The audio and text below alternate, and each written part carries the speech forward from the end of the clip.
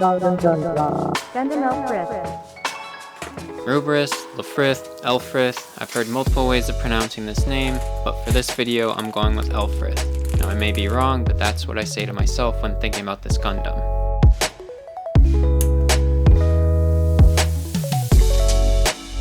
I'm a big fan of this kit. To start, I really like the design of the head.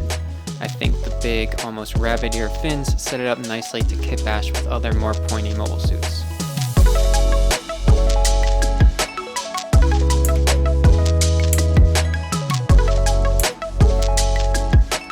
I really enjoyed this build and would recommend this kit to anyone getting into customizing Gunpla. The softer white plastic made cleaning up nub marks super easy, and because of that, I think this kit would look great with just some panel lining, some decals, and a top coat.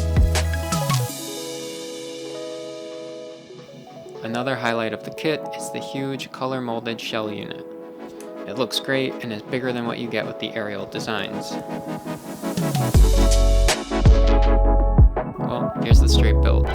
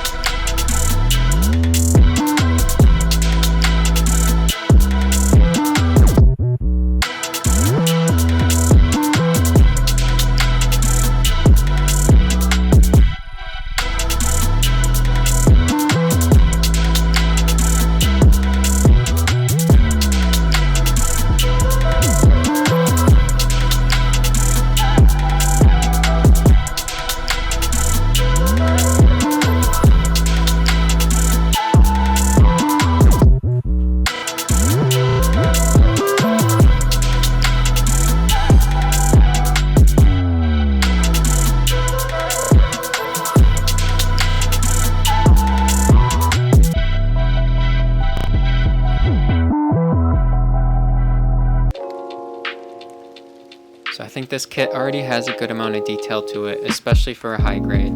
So because of that, I started just rescribing existing panel lines and scribing where there should be breaks in the armor. Throughout this process, I swapped chisel sizes to add some variety to the panel lines.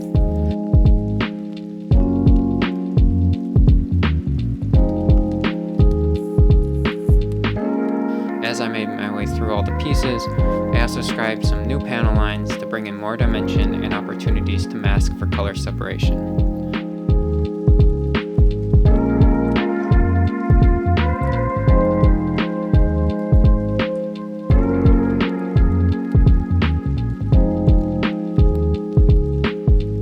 I didn't want to go too crazy with plot plating with this build, but I felt like the feet needed a little bit more depth, so I added small plates to the heels.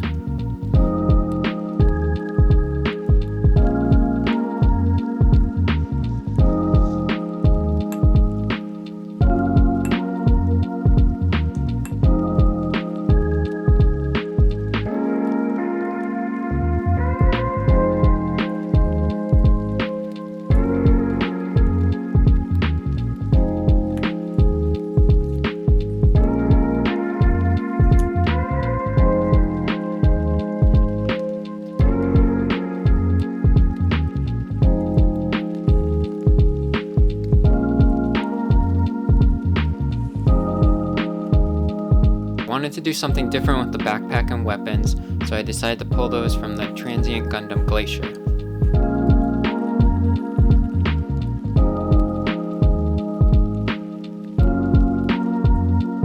So the backpack didn't fit right. I found that it worked better if I flipped it upside down, and then I trimmed and sanded down some parts to make it fit better.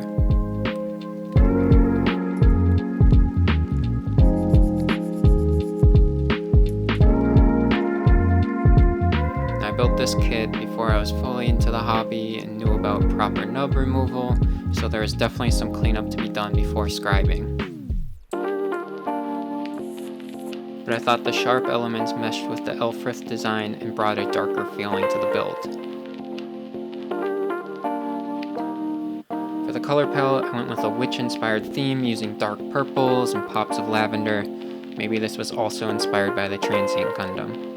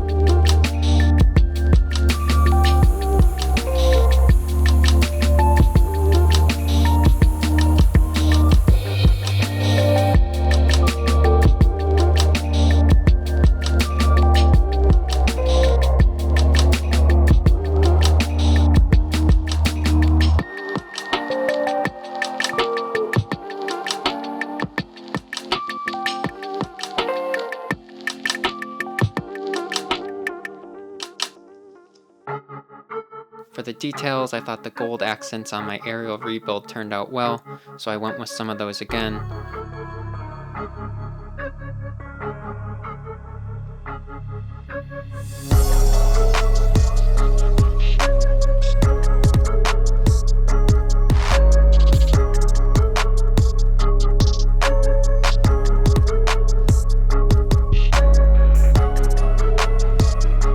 And to add in some variety, I used chrome silver on parts of the frame.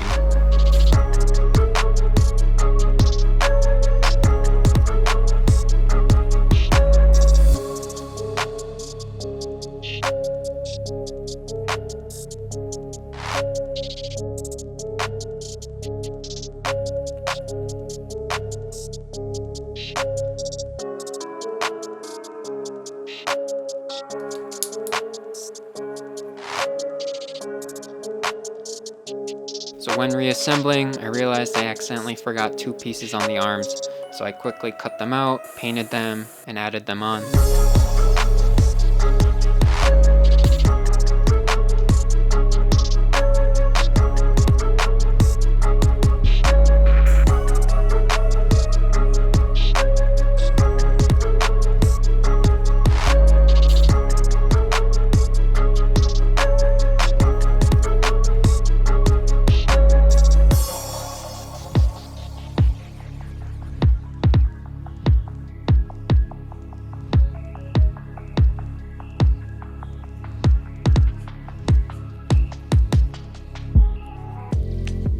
So I do a lot of work in design, and I feel like water decals are a way to bring graphic design and typography into my builds, which I really enjoy. And because of that, I recently ordered a bunch of different decals from different brands to try out. For this build, I was really excited to try these decals from HIQ Parts. Like, I thought the designs of the decals were super cool, and there was a ton of detail in all of them. But when I was, went to apply them, I just had a hard time with every single decal. It was like way harder than some Hobby Mio decals that I've used previously. So I really just ended up using a lot more of some of my older decals for this build than I would have liked. So yeah, I guess let me know in the comments like which brands of decals you enjoy working the most with, because I definitely want to try some other brands.